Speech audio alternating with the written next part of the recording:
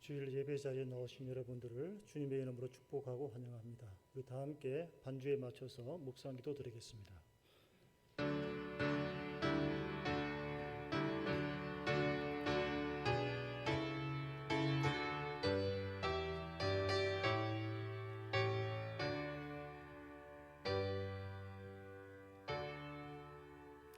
사랑과 은혜가 풍성하신 하나님 아버지, 이 시간 주일 예배를 드리기 위해서 흩어졌던 주의 성도들이 함께 모였습니다. 영과 진리로 예배드리며 온전히 하나님께 큰 영광이 되는 복된 시간 되게 하옵소서. 예수님 이름으로 기도드립니다. 아멘.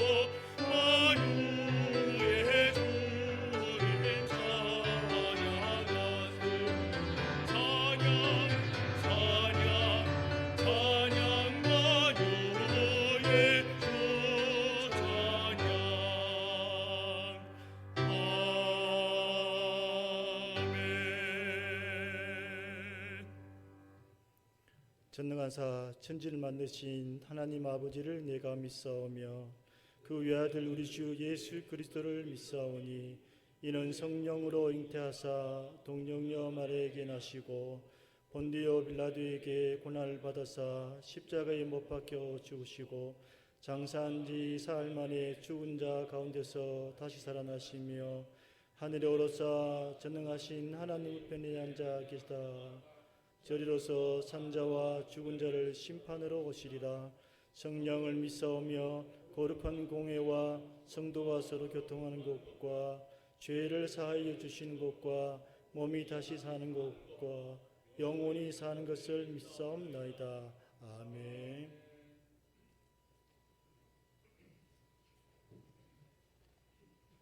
하나님은 우리에게 은혜를 베푸사 복을 주시고 그의 얼굴빛을 우리에게 비추사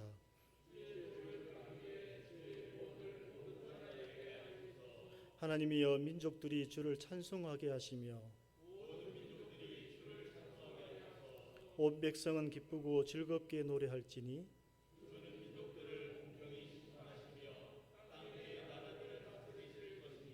하나님이여 민족들이 주를 찬송하게 하시며 모든 민족으로 주를 찬송하게 하소서.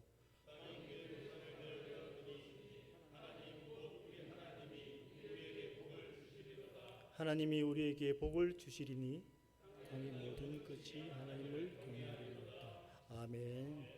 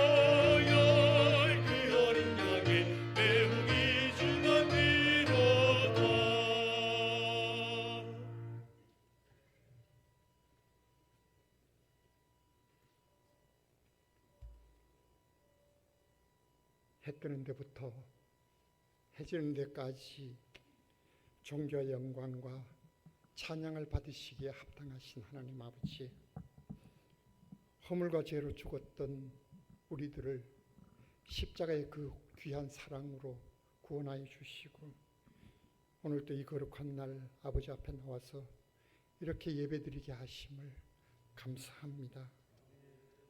이 시간 세상의 것들 다 내려놓고 오직 주님만 바라보길 원합니다.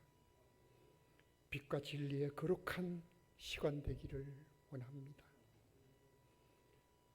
돌아보면 지난 한 주간도 이런저런 근심 걱정으로 그렇게 지나왔습니다. 언제까지 이 코로나를 머리에 이고 지내야 하는지 살아야 하는지 모든 생활이 움츠려들고 말았습니다. 장마는 어쩌면 그렇게도 길고 또 많이도 터부었는지 몸도 마음도 세상도 그렇게 젖어버렸습니다. 이제 시작하는 듯 이는 또 어떻게 기승을 부리려는지 지레 걱정부터 앞섭니다.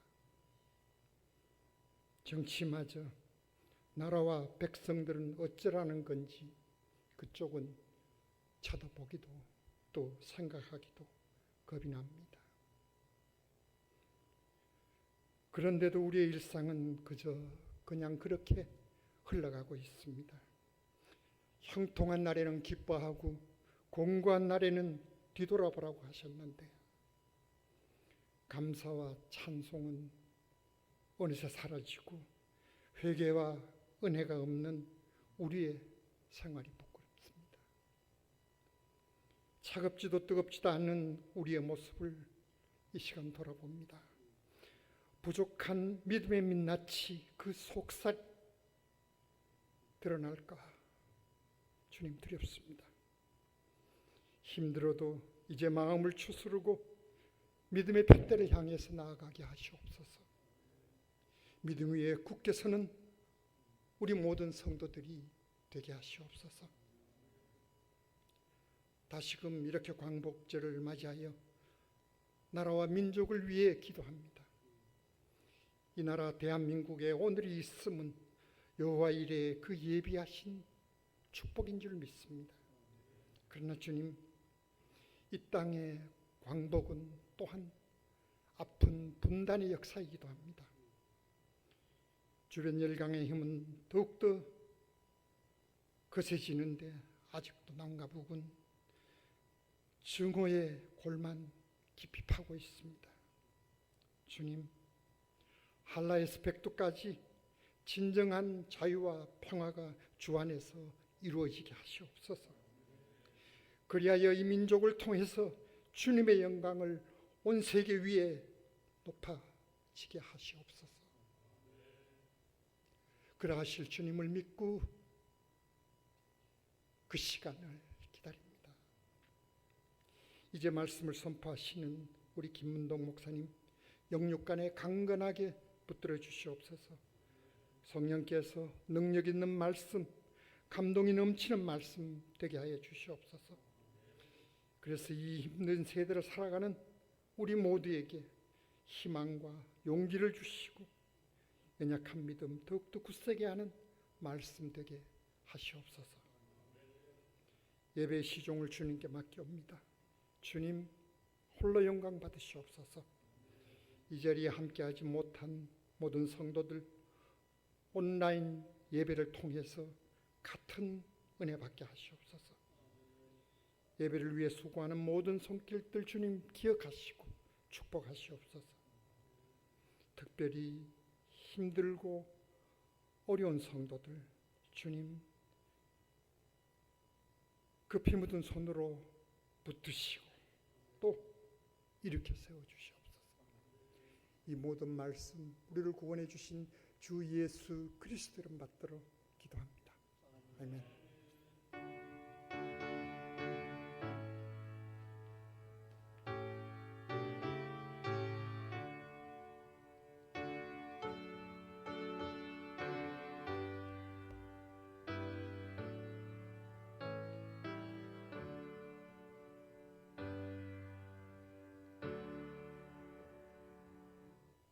예, 우리 다 함께 성경 봉독 시간입니다. 누가복음 5장 1절부터 11절까지 말씀입니다.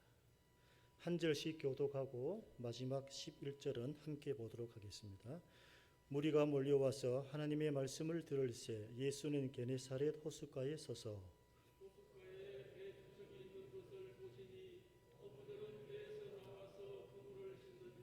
예수께서 한 배에 오르시니 그 배는 시몬의 배라. 육지에서 조금 떼기를 청하시고 앉으사 배에서 무리를 가르치시더니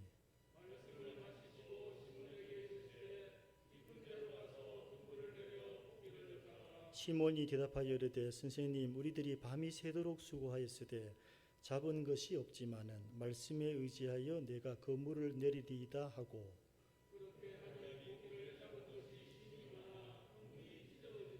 이에 다른 배에 있는 동무들에게 손짓하여 와서 도와달라 하니 그들이 와서 두 배의 채움에 잠기게 되었더라.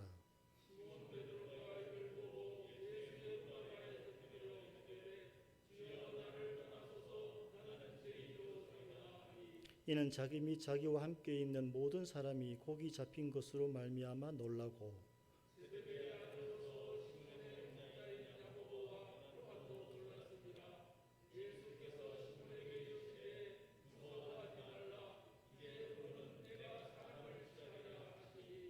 그들이 배들을 육지에 대고 모든 것을 버려두고 예수를 따르니라. 아멘.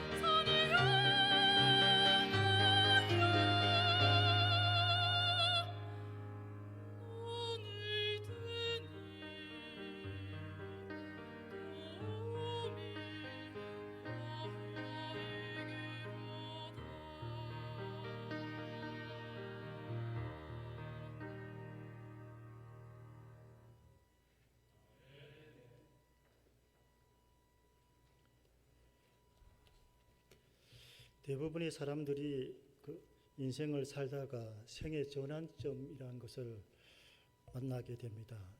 잘 아시는 대로 전환점이란 다른 방향이나 상태로 바뀌는 계기, 우리가 흔히들 터닝 포인트라고 이야기를 합니다. 누군가의 만남이 전환점이 될 수도 있고 또 어떤 사건, 또 어떤 사고가 생의 전환점이 될 수도 있습니다. 우리 신자들에게 생의 전환점은 언제일까? 아마 누구도 예외 없이 예수 그리스도를 인격적으로 만난 때라고 말할 것입니다. 저 역시 그렇습니다.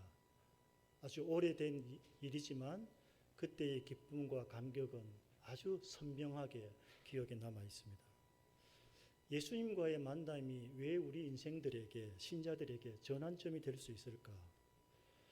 우리가 예수님을 인격적으로 만나서 거듭났다는 것이 어떤 의미인지를 알면 해답은 분명해집니다. 주님을 만났다는 것은 내 인생의 주인이 바뀐 것이고 또 내가 왜 살아가야 하는지 사는 이유와 목적이 사실 바뀐 것입니다. 완전히 새로운 사람이 된 것이죠. 그래서 성경 고린도후서 5장 17절에 이렇게 기록하고 있습니다. 그런즉 누구든지 그리스도 안에 있으면 새로운 피조물이라. 이전 것은 지나갔으니 보라 새 것이 되었도다. 우리가 예수님을 인격적으로 만난 후에 새로운 피조물이 되었다. 새 것이 되었다는 것입니다. 그리고 이전 것은 없어졌다는 것입니다. 이전의 김문동은 죽었고 새로운 김문동이 태어난 것입니다. 이 점에 있어서 갈라디아서 2장 20절이 더 선명하게 우리에게 가르쳐 주고 있습니다. 내가 그리스도와 함께 십자가에 못 박혔나니 그런즉 이제는 내가 사는 것이 아니요 오직 내 안에 그리스도께서 사시는 것이라. 이제 내가 육체 가운데 사는 것은 나를 사랑하사 나를 위하여 자기 자신을 버리신 하나님의 아들을 믿는 믿음 안에서 사는 것이라. 전에 우리가 십자가에 죽었다는 것입니다. 그런데 놀라운 것은 예수님이 십자가에 죽었을 때 우리도 함께 죽었다는 것입니다. 그래서 이제는 내가 사는 것이 아니다로 그렇게 말하고 있습니다. 이 참 놀라운 말씀이죠. 그럼 내 안에 내가 말고 또 누가 산다는 것이냐? 성경은 내 안에 예수 그리스도가 계시고 그분을 믿는 믿음 안에서 산다고 이야기하고 있습니다. 이 말씀은 내 인생을 내가 사는 것 같지만 내가 사는 것이 아니다 하는 것입니다. 예수님이 내 인생을 이끄시고 또 내 인생을 주관하고 계시다는 뜻입니다. 내 인생의 한 걸음 한 걸음을 내가 계획하고 내가 생각한 것 같지만 실제로는 주님이 하나님께서 내 걸음을 이끌고 계시는 것입니다. 아마 신자라면 이 고백이 분명해야 됩니다. 왜냐하면 이 고백이 흐릿하면 그 존재 이유가 무너지는 것이거든요. 그렇기 때문에 우리가 예수님을 영접했다, 인격적으로 만났다 하는 것은 사실 이 보통 일이 아닙니다. 이 기적과도 같은 것입니다. 이건 설명될 수 없는 일이거든요. 그런 의미에서 지금 저와 여러분들은 이미 기적을 체험한 사람들입니다. 그렇기 때문에 교회 안에 아직까지 예수님을 인격적으로 만나지 못한 분들이 있다면 그분들이 주님을 만날 수 있도록 도와주는 역할을 잘 감당해야 됩니다. 이 교회 안에는 이미 예수님을 영접한 신자가 있고 아직 신자는 아니지만 주님을 만나지는 못했지만 주님을 만나고 싶고 또 주님에 대해서 알고 싶어서 온 분들이 계십니다. 우리가 그분들을 새가족이라 초신자라 그렇게 부르지 않습니까? 그분들이 예수님을 영접하도록 예수님을 만나고 우리와 동일한 기쁨과 화평을 누리도록 우리가 기도하고 도와줘야 하는 것입니다. 오늘 우리가 이 누가복음 5장 1절과 11절을 봤는데요. 아마 여러분 충분히 다 잘 아는 말씀일 것입니다. 예수님을 인격적으로 만난 한 제자가 나옵니다. 또한 주님의 부름에 응답해서 이제 만난 후에 생애 전환점을 맞은 후에 이제 제자의 길을 걸어가는 한 모습을 보게 됩니다. 1절에 보니까 게네사렛 호숫가 갈릴리 바다 복음을 듣기 위해서 많은 무리가 몰려들었음을 보게 됩니다. 그런데 마침 그곳에는 이제 야간 고기잡이 출어를 마치고 그물을 정리하고 있는 베드로와 야고보와 요한의 배 두 척이 놓여 있습니다. 이때 예수님께서 베드로의 배에 오르시고 그 배를 육지에서 조금 떼기를 청하십니다.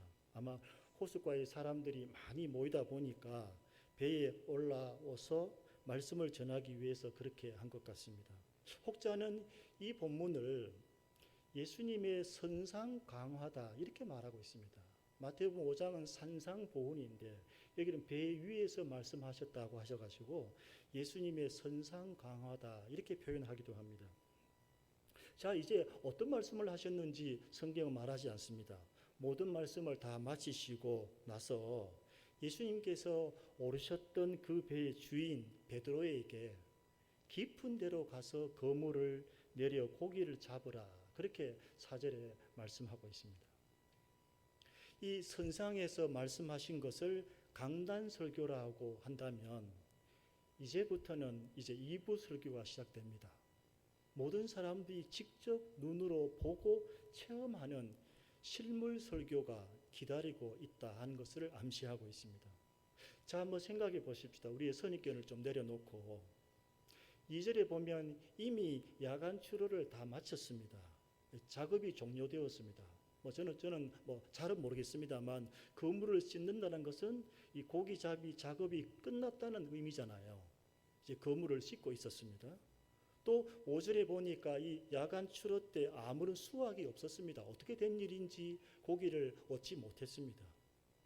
이런 형편을 잘 아시는 예수님께서 베드로에게 깊은 데로 가서 그물을 내려 고기를 잡으라 이렇게 말씀하셨습니다. 이 베드로가 어떻게 반응했습니까? 다른 건 몰라도 베드로 정도가 되면 물고기 잡는 것만큼은 아마 예수님보다 한 수 위라고 우리가 볼 수 있지 않겠습니까? 아무리 예수님이 권위 있는 선생이라고 말할지라도 지금 이 말씀은 조금 시적절해 보이지 않는 것 같습니다. 그래서 베드로의 입장에서는 충분히 머뭇거릴 수 있고 또 망설일 수가 있었습니다. 하지만 베드로가 즉각적인 순종을 합니다. 많은 사람들이 이 순종에 포커스를 많이 둡니다. 이 본문을 볼 때. 그 전에 말씀을 듣지 않았다면 예수님의 말씀을 무시할 수도 있었지만 앞서 어떤 말씀인지 모르지만 예수님께로부터 말씀을 들었고 또 한편으로는 반신반의하는 마음으로 그물을 내립니다. 밤새도록 고생하여 잡은 것이 없었지만 선생님께서 그렇게 말씀하시니 말씀에 의지해서 그물을 내리겠다 이렇게 말하고 있습니다. 이 말을 너무 의미를 둘 필요는 없습니다. 선생님 말씀을 존중해서 내가 한번 해보겠습니다 하는 정도로만 우리가는 이해할 수 있습니다. 자, 그런데 어떻게 된 일이냐? 이 보고도 믿을 수 없는 놀라운 일이 벌어졌습니다. 잡은 고기가 너무 많아서 그물이 찢어지고 있었습니다. 저는 그물이 찢어질 정도로 고기 잡은 것을 본 적도 없습니다만 도대체 얼마나 많이 잡았길래 그물이 찢어질 수가 있을까? 우리가 보통 이런 상황을 만선했다, 만선이다 이렇게 표현하지 않습니까? 근데 이 상황은 이 만선 정도가 아닙니다. 이미 아마 베드로도 이런 경험을 해본 적이 없었을 것이고 아마 보지도 못하였을 것이라고 추측할 수 있겠습니다. 이제 이러다가 잡은 것 다 놓치겠다 싶어서 다른 배에 있는 동료들에게 도움을 구합니다. 같이 수고하여 거뒀는데 두 배에 가득 잠기게 되었습니다. 차고 넘치게 이제 거뒀습니다.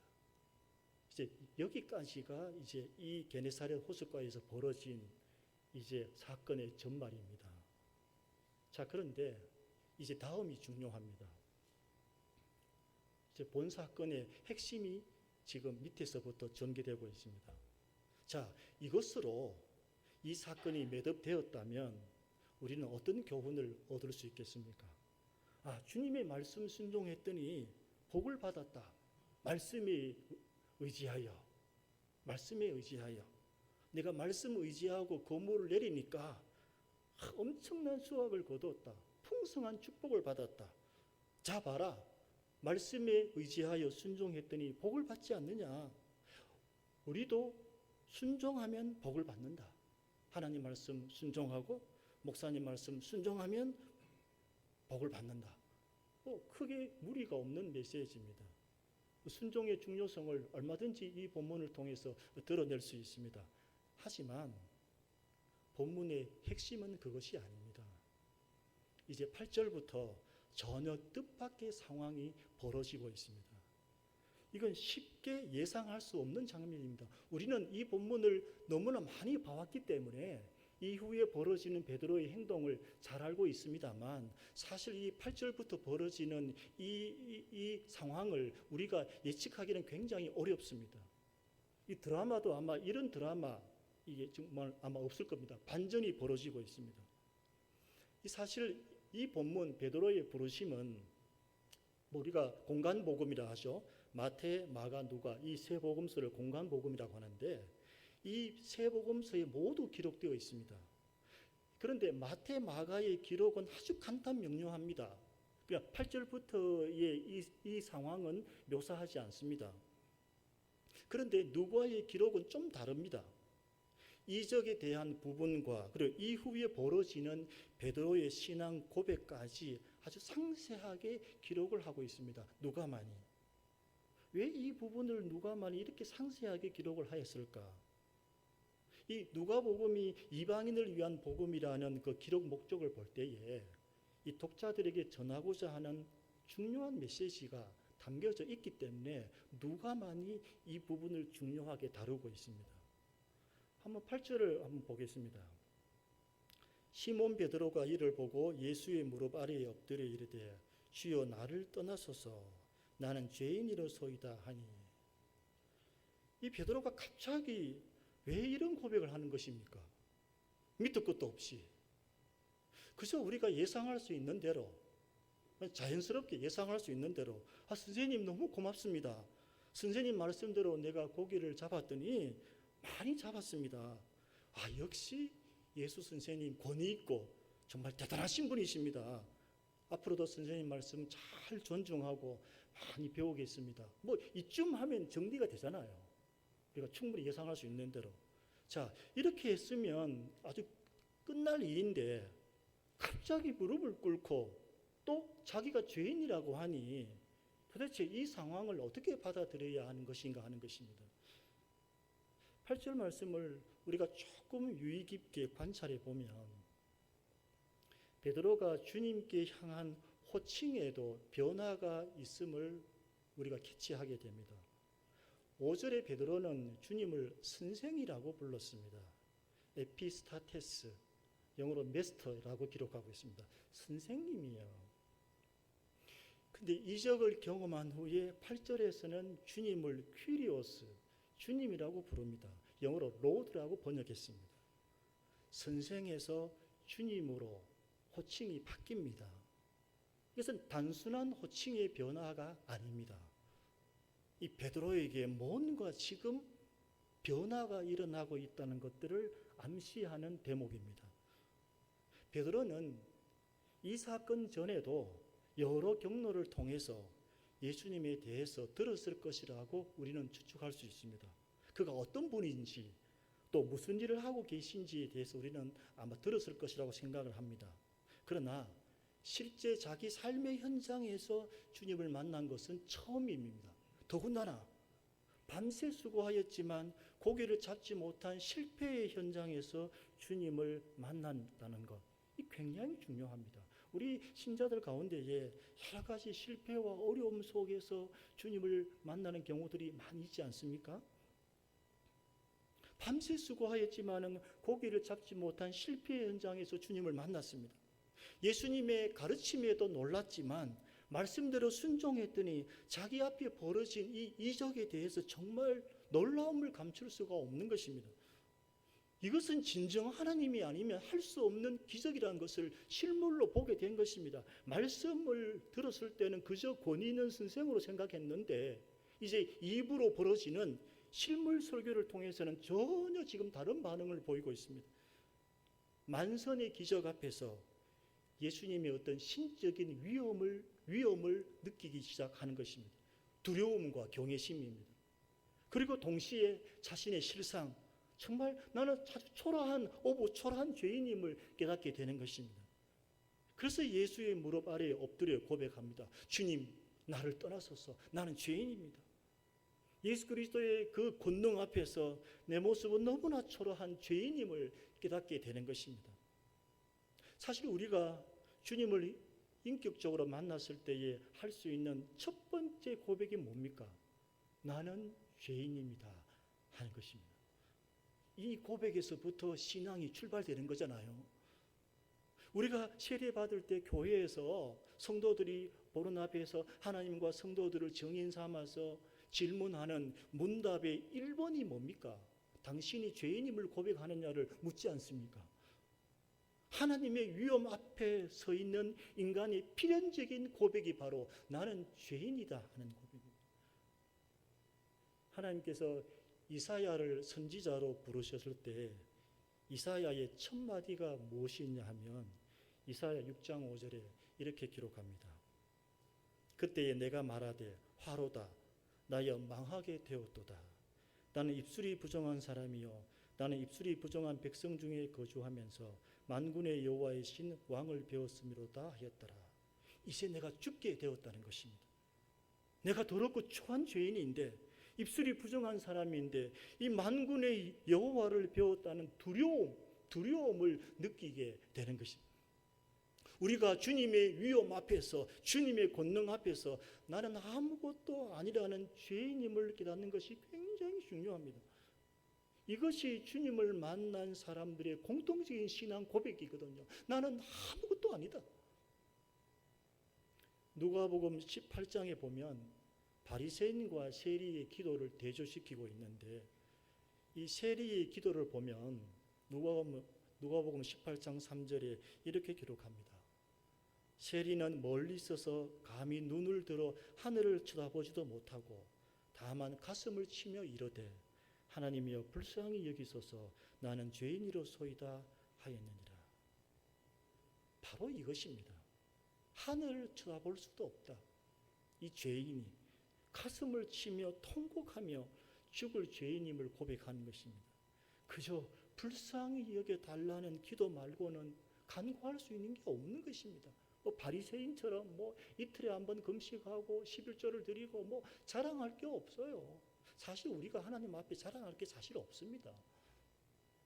그저 일이나 저질러 놓고 회개하고 그 정도지 뭐 내세울 게 있습니까? 불쌍히 여겨달라는 기도밖에 세리가 한 것이 없습니다. 인간이 가장 고상한 기도가 저는 이거라고 생각합니다. 불쌍히 여겨 주옵소서, 나는 죄인입니다. 주님이 베드로를 부르시기 전에, 베드로를 당신의 일꾼으로 세우시기 전에 당신이 누구신지, 또 당신이 어떤 분이신지를 직접 실물을 통해서 보여주시는 것입니다. 거부할 수 없는, 이제 베드로가 이제 정말 거부할 수 없는 하나님의 위엄과 영광을 직접 체험하게 하신 것입니다. 그리고 나서 이제 베드로를 당신의 제자로 부르십니다. 10절에 뭐라고 말합니까? 무서워하지 말라. 이제 후로는 내가 사람을 취하리라 하시니. 이제 후로는, 이게 오늘 설교의 제목입니다. 전환점입니다. 그 전에 베드로는 물고기 잡는 어부였습니다. 이제부터는 사람을 잡는 어부, 제자가 될 것을 주님이 요청하고 있습니다. 베드로를 영광스러운 그 사명에 동참시키시고 있다는 것입니다. 이에 베드로와 일행이 즉각적인 순종을 합니다. 11절에 보면 그들이 베드로를 육지에 대고 모든 것을 버려두고 예수를 따르니라. 참 고백은 실천을 동반하고 순종의 열매를 맺는 것입니다. 고백에만 머물렀다면 제자가 될 수가 없는 것이죠.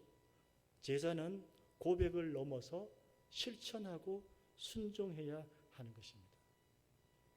물론 오늘 이 본문은 베드로의 부르심, 이 본문은 사도의 부르심이 1차적입니다. 따라서 모든 신자들에게 주님을 만난 후에는 생업을 버리고 모든 것을 버리고 사역의 길로 이렇게 요청하는 것은 아닙니다. 그러나 이 말씀에는 우리들에게 분명한 메시지가 있습니다. 주님을 만난 후 거부할 수 없는 하나님의 은혜와 영광과 위엄을 체험한 우리들이 어떻게 살아야 하느냐 하는 것입니다. 이제 후로는 우리는 어떻게 살아야 하는가? 본문은 우리에게 메시지를 주고 있습니다. 우리는 새 피조물입니다. 새 것입니다. 이전과는 다른 삶을 사는 것입니다. 다르지 않으면 예수님을 만난 게 아닙니다. 많은 사람이 예수님을 만났다 하는데 삶은 다르지 않아요. 다르지 않으면 예수님을 만난 게 아닙니다. 뇌제 사함 받고서 예수를 안 뒤 나의 모든 것 변했네. 나의 모든 것 변했네. 나의 모든 것이 변하고 달라져야 하는 것입니다. 제가 설교 모두에 신자들에게 전환점은 예수를 만난 때라고 말씀을 드렸습니다. 이 만남으로 인해서 사는 이유와 목적이 달라졌기 때문입니다. 베드로가 달라진 것처럼 우리도 달라져야 됩니다. 어떻게 달라지면 되겠습니까? 삶의 이유와 목적이 달라졌으니 새로운 삶을 살아야 되는데 주님께서 원하시는 삶은 뭐냐? 사람 살리는 일을 하라는 것입니다. 사람 낚는 어부가 되라. 사람 살리는 일을 하는 것, 바로 오늘 우리에게 부탁하신 주님의 메시지입니다. 우리가 어떤 부르심을 받든지, 사도로 부르심을 받든 어떤 식으로 부르심을 받든지 간에 어떤 직업을 갖든지 상관없이 주님을 만난 모든 신자들에게 주어지는 미션은 바로 너는 사람을 살려라 하는 것입니다. 이것 때문에 교회가 존재하는 것입니다. 이것 때문에 우리가 지금 존재하는 것입니다. 이 캠퍼스 안에 아름다운 교회당, 저도 오늘 이렇게 차를 몰고 캠퍼스에 진입하면서 집사람 앞에 참 캠퍼스 멋지다. 참 캠퍼스 멋지다. 이거 뭐 한두 번 얘기하는 게 아니다. 참 멋지다. 이 멋진 캠퍼스 안에 이 아름다운 교회당을 왜 지었겠습니까? 왜 우리에게 목사요, 장로요, 권사요, 집사로 왜 불렀겠습니까? 우리를 왜 학교의 교수로, 직원으로 왜 불렀겠습니까? 하나님께서. 우리처럼 더럽고 추한 인간을 왜 거룩한 성도로 하나님께서 우리를 왜 부르셨겠습니까? 왜 나에게 물질을 주고 왜 나에게 재능을 주셨습니까? 주님은 말씀합니다. 네가 사람을 취하라. 네가 사람을 살려야 된다. 오늘 교회가 이 사람을 살려야 되는데 이 근심 걱정거리가 되어서 참 마음이 아픕니다. 사람을 취하고 사람을 살리는 것. 우리 삶의 현장에서 사람 살리는 기적이 일어날 수 있기를 바랍니다. 우리 교회 때문에 이 캠퍼스에 발을 디디는 주님을 모르는 많은 영혼들이 우리 교회 때문에 다시 살아나는 기적이 일어나기를 소원합니다. 이것이 우리 교회의 기도 제금. 캠퍼스를 밟는 이마다 주님을 알지 못했는데 이 아름다운 교회에서 들리는 복된 메시지를 통해서 주님을 알게 되었다는 것만큼 중요한 역할이 어디 있겠습니까? 오늘 주신 말씀을 각자 마음에 새기며 내 삶의 현장에서 주님이 말씀하신다. 사람을 취하라. 사람을 살려라. 너로 말미암아 사람을 살려내는 것이 나의 미션이라는 주님의 음성을 우리 모두가 들을 수 있게 되기를 바랍니다. 기도하겠습니다. 하나님 아버지, 은혜와 사랑을 진심으로 감사드립니다. 오늘도 복된 말씀으로 우리를 권면해 주시고 우리에게 중요한 미션을 허락해 주신 것을 감사합니다. 사람 살리는 교회가 되게 하여 주시옵소서. 사람 살리는 우리 모든 성도가 될 수 있도록 도와주시옵소서. 우리 삶의 현장에서 주님을 알지 못하는 많은 뭇 영혼들을 주께로 인도하는 거룩한 사명 잘 감당할 수 있도록 은혜 베풀어 주시옵소서. 예수님 이름으로 기도드립니다. 아멘.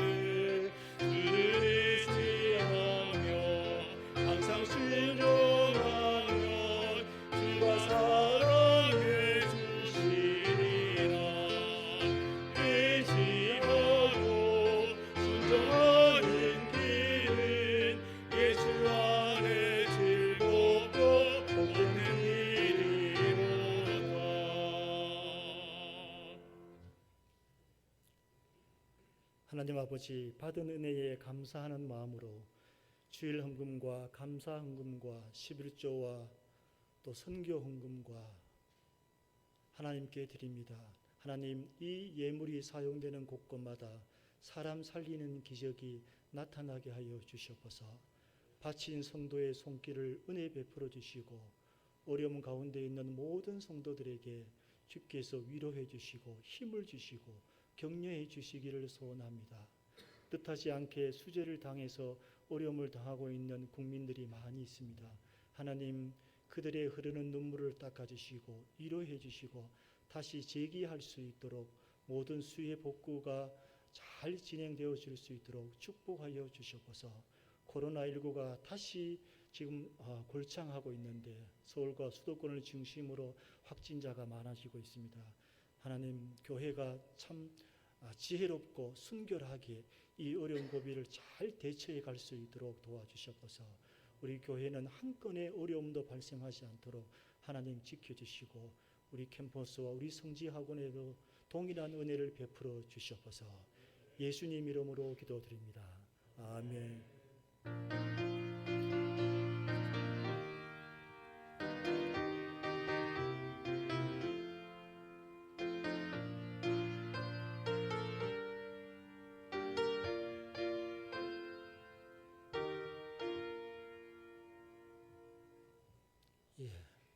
교회 광고 시간입니다. 오늘 왜 담임 목사님이 보이지 않을까? 또 혹시 실망스러운 모습으로 단상을 보셨는지 모르겠습니다. 오래전에 선약되어 있는 주일 말씀 봉사 때문에 이 자리를 비웠습니다. 가끔 또 제가 말씀 전하는 시간을 통해서 외식하는 것도 뭐 괜찮을 듯 합니다. 조금 빨리 마치지 않습니까? 자, 우리 수요 기도회가 계속 영상으로 드려지는데 영상을 다운로드 받으셔서 유튜브를 통해서 은혜를 함께 나눴으면 좋겠습니다. 우리 교회가 확진자가 많이 발생해서 우리가 참 걱정과 또 근심이 많은데 우리 교회 오실 때 마스크 착용 또 발열 체크 이제 좀 필수적으로 이루어지는 일이기 때문에 특별히 예방 수칙을 잘 준수해서 우리 교회와 우리 캠퍼스에 어려운 일이 발생하지 않도록 잘 지켜주시기를 부탁드립니다. 이제 몇 주만 있으면 기숙사에서 함께 식사할 수 있는데 그 전까지는 교회가 빵과 음료를 제공합니다. 조금 미흡한 점이 있지만 또 우리가 어려운 고비니까 어려운 시간대는 함께 이렇게 잘 이겨냈으면 좋겠습니다. 다른 광고는 주보 내용을 참조하시면 되겠습니다. 우리 다 함께 일어나셔서 주기도송 하겠습니다.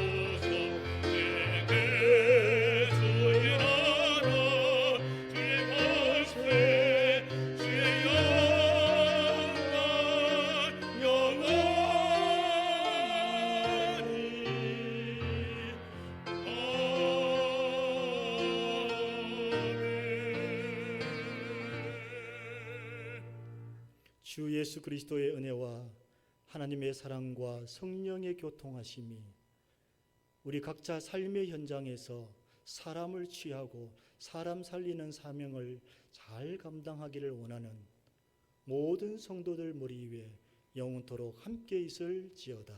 아멘.